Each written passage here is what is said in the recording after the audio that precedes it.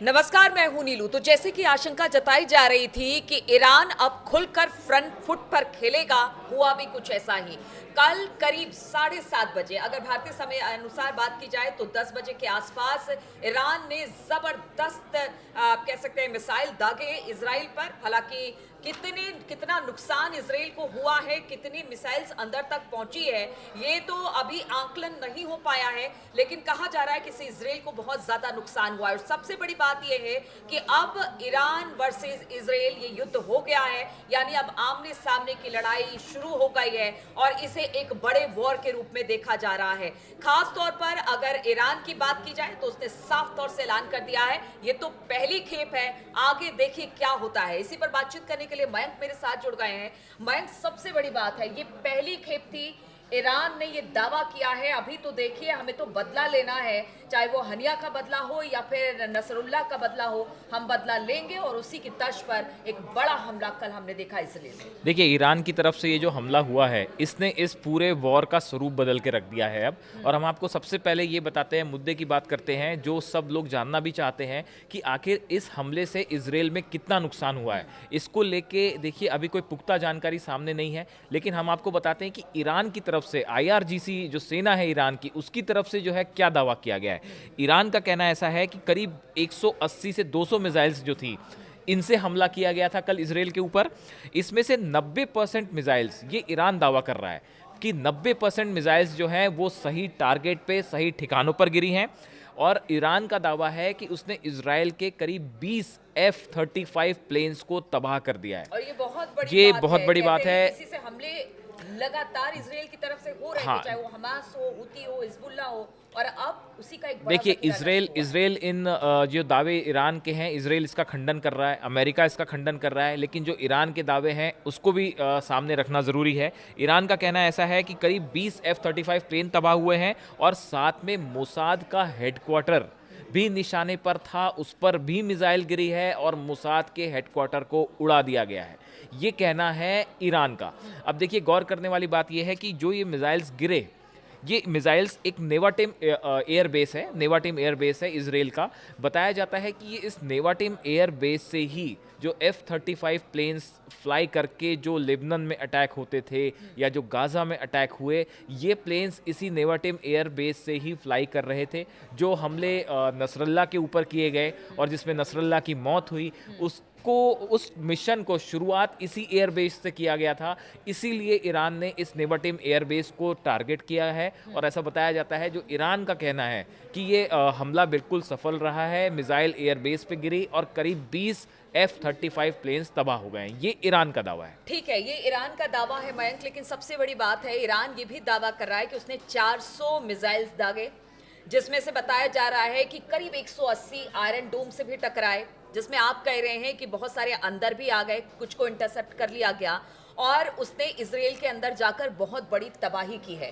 और उसके बाद अब ईरान कह रहा है कि हमने तबाही की है, भले इजराइल इसे माने या फिर ना माने, अभी तो ये शुरुआत है। दूसरी खेप अब ड्रोन की बात हो रही है, उस ड्रोन की जिसको कि रूस को भी ईरान ने दिया था और अब कह रहे हैं कि रूस से एक बड़ा हमला हो सकता है। तो ईरान की अगली स्ट्रेटेजी, जो जानकार है, जो डिफेंस एक्सपर्ट है, वो बता रहे हैं कि हो सकता है कि एक बड़ा हमला ड्रोन से हो। देखिए, पहली बात तो ये है कि ये जो कल मिसाइल्स फायर की गई, मैं आपको बताता हूँ, ये ईरान की ऐसा सोशल मीडिया पे चर्चा है और जैसा एक्सपर्ट्स बता रहे हैं कि जो मिसाइल है ये फतह-1 मिसाइल है ईरान की, जिसको फायर किया गया। हमने देखे कि हमने अपने वीडियो में भी इसका जिक्र किया था नीलू कुछ वक्त पहले। जो है ईरान ने इस मिसाइल को, ये ईरान ने ही इस मिसाइल को तैयार किया है।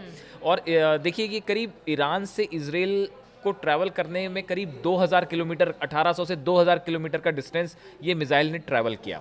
ये हाइपरसोनिक मिसाइल है जो कि आवाज़ से 15 गुना ज़्यादा स्पीड से फ्लाई कर सकती है और अपने साथ बड़ी मात्रा में जो है वो वॉरहेड्स भी लेके जा सकती है। तो ये देखिए, बेहद खतरनाक मिसाइल है।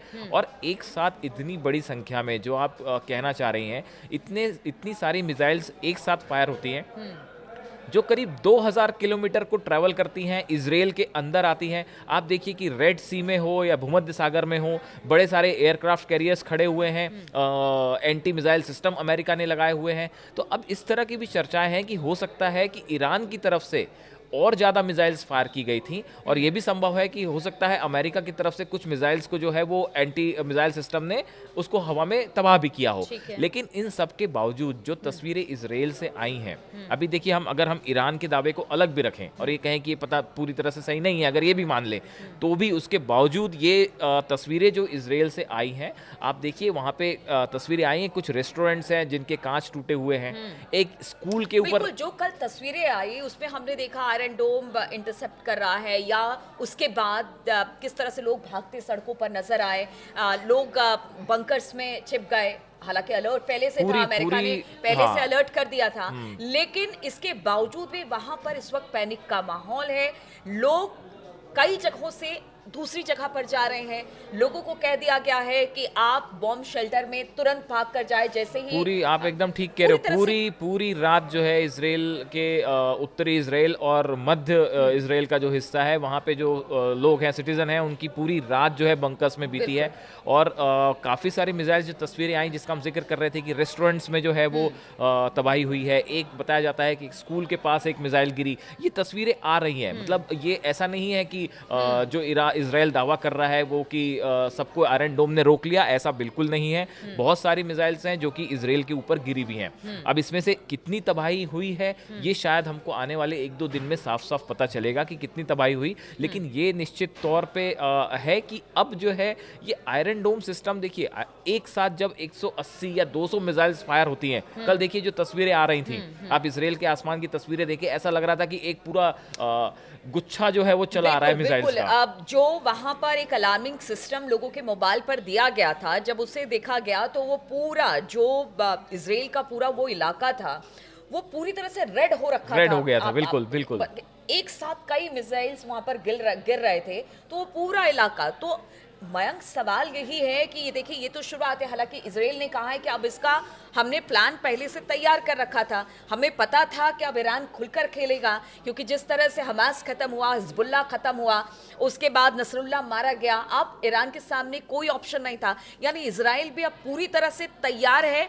कि इसका जवाब दिया जाए, और ईरान भी पूरी तरह से तैयार है, क्योंकि बहुत दिनों से जिस तरह से हनिया की मौत हुई, इसके बाद से चुप्पी साधे बैठा था।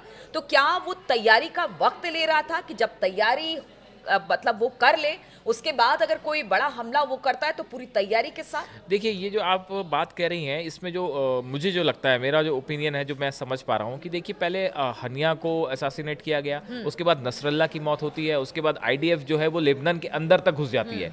ये एक ऐसा माहौल बन गया था पिछले कुछ दिनों से कि बस इस युद्ध में मानो इजराइल ही इजराइल है, हाँ। इजराइल को कोई चुनौती नहीं दे पाएगा, और ईरान के ऊपर दबाव था। पूरे इस्लामिक कंट्रीज जो हैं वहाँ से भी ये मांग उठ रही थी कि भाई जवाब देना चाहिए। हिजबुल्लाह लगातार अपील कर रहा था, और नसरल्ला की मौत के बाद बहुत बड़े लोगों में गुस्सा भी था। तो ईरान को जवाब देना एक मजबूरी हो गया था। ईरान के ऊपर इतना ज़्यादा प्रेशर था, और ऐसा लग रहा था मान लो कि एक जो साइकोलॉजिकल वॉर होता है, उसमें इसराइल को अपर हैंड मिल रहा है, इसका जवाब देना बहुत ज़रूरी था। इसीलिए शायद देखिए, कल ऐसा बताया जाता है कि इस हमले के कुछ वक्त पहले ईरान की तरफ से ऐसे सोर्सेज बता रहे हैं कि रूस को ये जानकारी दे दी गई थी कि हम हमला करने जा रहे हैं। रूस के विदेश मंत्री, रूस के उप प्रधानमंत्री जो हैं वो ईरान गए थे हाल ही में।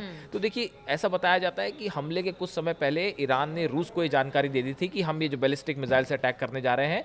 और ये भी जानकारी सामने आई है कि अमेरिका, जैसा आप बता रही हैं, कि अमेरिका को भी इस बात की जानकारी हो गई थी खुफिया CIA के जरिए कि आज की रात ईरान जो है वो बड़ा अटैक कर सकता है। इसीलिए अमेरिका की तरफ से वार्निंग जारी की गई थी, और ये बयान आ रहे थे बार बार कि ईरान जो है वो इस तरह की हरकत ना करे, या हमला करेगा तो हम उसको जवाब देंगे। देखिए, अमेरिका के सुर कल से बदले हुए थे इस पूरे मामले में, क्योंकि ये बात साफ हो गई थी कि ईरान अब चुप नहीं बैठेगा, और नसरल्ला का बदला भी लिया जाएगा जैसा ईरान कह रहे थे, और हनिया का बदला भी लिया जाएगा। देखिए, एक बात और है, अगर इजराइल और ईरान, हालांकि इनके पीछे कौन है उस पर भी हम बात करेंगे, वो भी एक बड़ा चर्चा का विषय है, उस पर हम अलग से बात करेंगे। लेकिन अगर ईरान और इजराइल की सैन्य क्षमता देखी जाए तो यहाँ पर भारी इजराइल ही पड़ता दिखाई देता है, ईरान उस तरीके का नहीं है। लेकिन सपोर्ट में रूस और चाइना एक तरफ है, एक तरफ अमेरिका है। दूसरी तरफ अगर इजराइल की बात की जाए, वो 3 फ्रंट पर पहले से सामने से खेल रहा है, सामने से वार कर रहा है हिजबुल्लाह, हमास, हुती। अब चौथा फ्रंट पे खुल गया है ईरान का। अब ऐसे में किस तरह की चुनौती इजराइल के सामने देखिए भी अब है? देखिए ये वॉर अब तक प्रॉक्सीज वर्सेस इजराइल था, बिल्कुल। लेकिन अब इस वॉर ने इजराइल वर्सेस ईरान का रूप ले लिया है। देखिए इसमें कोई शक नहीं है कि नेतन्याहू और इजराइल अब पलटवार करेंगे, इसमें कोई दो राय नहीं है। अब इसमें इजराइल का कहना ऐसा है कि जगह भी हम तय करेंगे और वक्त भी हम तय बिल्कुल। करेंगे। ईरान भी इस बात के लिए तैयार है, ईरान भी इस बात को समझ रहा है, तैयार है कि इजरायली जो फोर्सेस हैं वो उस पर अटैक करेंगी, तो ईरान की भी तैयारी पूरी है। और साथ ही साथ देखिए ईरान से अकेला नहीं खड़ा है, पीछे से रूस उसको बैक करने के लिए तैयार है, चाइना की तरफ से बैक किया जा रहा है, काफ़ी सारे इस्लामिक कंट्रीज हैं जो उनके साथ खड़ी हुई हैं। टर्की की तरफ से तो जो है वो यहाँ तक कह दिया गया, उनके जो राष्ट्रपति हैं एर्दोगान, उनकी तरफ से कहा गया कि अब तो जो है वो सैन्य तरीके से जवाब देना चाहिए, ये उनका कल का ही बयान है। उसके बाद देखिए रात को क्या हुआ। तो देखिए ये अब पूरी दुनिया जो है इस पूरे मुद्दे को लेकर मिडिल ईस्ट में अब जो है हाथ से बात बाहर निकल चुकी है। अब ये हिजबुल्ला और इजराइल की लड़ाई नहीं है, या हमास या इजराइल की लड़ाई नहीं है, या हुती या इसकी लड़ाई नहीं और है। सिर्फ एयर स्ट्राइक की लड़ाई, अब तो जमीन पर खड़े अब होने की अब लड़ाई लेबनान के अंदर जो है इजरायली सेना खड़ी हाँ। हुई है। अब देखिए आने वाले वक्त में ये लड़ाई जो है क्या किसी बड़े युद्ध का रूप ले रही है, और अगर ऐसा होता है तो उसके परिणाम देखिए। कल रात को हमले के बाद आज शेयर मार्केट्स पूरी दुनिया के हिले हुए हैं, चाहे वो अमेरिका का शेयर मार्केट हो चाहे जापान का हो, पूरी दुनिया के शेयर मार्केट्स आज गिरने शुरू हो गए। तो ये अगर मिडिल ईस्ट में वॉर होता है और ये कोई बड़ा वॉर का रूप ले लेता है, और अगर हालात हाथ से बाहर चले जाते हैं, तो फिर इसके बाद मामला कहाँ जाके थमेगा कोई नहीं बता सकता। बिल्कुल। और सबसे बड़ी बात है कि बड़े वॉर की बात हो रही है, और अब ये तो बिल्कुल साफ तौर से लग रहा है कि यहां से लड़ाई अब बड़ी ही होने वाली है। पीछे की तरफ तो कोई अपने कदम करने को तैयार नहीं है। ये लड़ाई कहां तक जाएगी, क्योंकि अगर पूरे मिडिल ईस्ट की बात की जाए, इस वक्त कच्चे क्रूड ऑयल का सबसे बड़ा उत्पादक है, और अगर वहां से इस तरह की लड़ाई छिड़ती है, खाड़ी देशों में इस तरह की लड़ाई या टेंशन का माहौल रहता है, तो पूरी दुनिया पर इस पर असर पड़ेगा। और पूरी दुनिया पर इस पर क्या असर पड़ेगा, ये नेक्स्ट वीडियो में हम आपको बताएंगे। फिलहाल हमारे साथ बने रहिए।